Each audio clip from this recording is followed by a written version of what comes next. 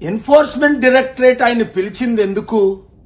అరే బాబు, నువ్వు ఎంత డబ్బులు తీసుకొని ఈ బెట్టింగ్ యాప్లని, నువ్వు ఈ గేమింగ్ యాప్లని ఎండోర్స్ చేశావు, ఇన్ఫర్మేషన్ అంతా తీసుకున్నారు. తప్పైపోయిందని చెప్పకుండా బయటకొచ్చి సుప్రీంకోర్టే, ఆనరబుల్ సుప్రీంకోర్టు కూడా అనలా, సుప్రీంకోర్టే వీళ్ళకి లైసెన్సులు ఇచ్చిందట, ఇది గేమింగ్ యాప్లట, అన్ని లీగల్ అట, ఎండోర్స్మెంట్లు చేయొచ్చట. అసలు విజయ్ దేవరకొండ, నువ్వు చిన్న కుర్రోడివి, ఎన్ని కోట్ల మంది ఈ గేమింగ్ యాప్స్, బెట్టింగ్ యాప్స్ వాడుతున్నారో తెలుసా?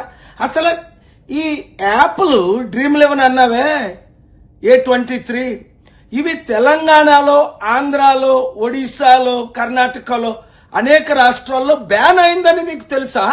అంటే నువ్వు ఈ యాప్ల్ని ఎండోర్స్ చేసావంటే చట్టవిరుద్ధంగా నిన్ను అరెస్ట్ చేయాలి ఈ గవర్నమెంట్. చేస్తారో లేదో తర్వాత.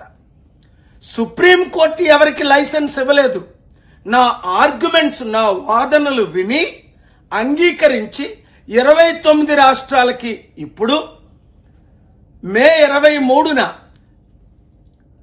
ఇండియన్ గవర్నమెంట్కి ఇవి బెట్టింగ్ యాప్లు, గేమింగ్ యాప్లు ఒకటే అని నేను వాదనలు వినిపించాను.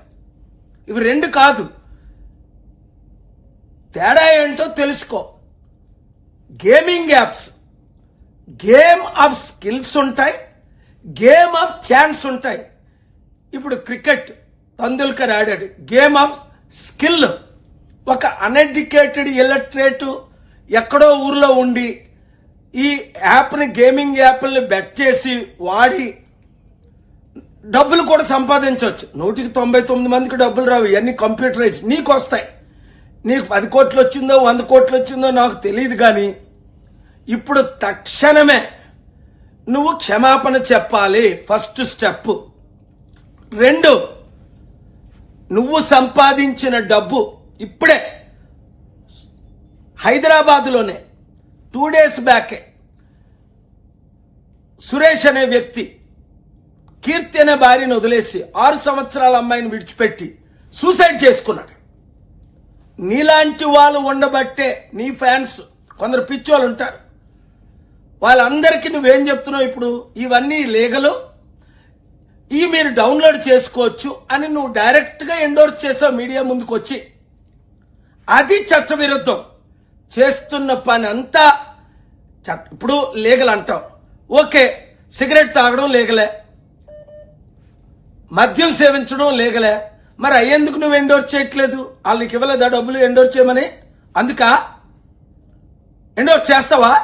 బుద్ధి ఉండాలయా, నువ్వు చిన్న కుర్రోడివి, మంచి ఫ్యూచర్. 44 సంవత్సరాల నుంచి ప్రపంచం కొరకు, శాంతి కొరకు, అనాథుల కొరకు, వితంతుల కొరకు, రైతుల కొరకు, నిరుద్యోగుల కొరకు ఫైట్ చేసి ఒక మంచి పేరు సంపాదించుకున్నారు. సిగ్గు లేదు కనీసం? 1400 మంది యాక్టర్స్ ఒక్కడిని విడిచిపెట్టను. 30 కోట్ల యువతీ యువకులకు నేను అండగా నిలబడతాను, వారి ప్రాణాలు కాపాడుతాను. నువ్వు మార్పు చెందితే 24 గంటల్లో ఓపెన్ క్షమాపణ చెప్పు, లేదంటే నెససరీ లీగల్ యాక్షన్స్ నేనే తీసుకోవాల్సి ఉంటుంది. ధైర్యం ఉన్న, సాహసం ఉన్న మీడియా ఓనర్స్ అందరూ యూత్ని, 30 కోట్ల మందిని కాపాడదాం అన్న వారందరూ ఇది బ్రాడ్కాస్ట్ చేసి షేర్ చేయండి, లైక్ చేయండి, సబ్స్క్రైబ్ చేయండి. మరిన్ని వీడియోల కోసం బెల్ సింబల్ పై క్లిక్ చేయండి.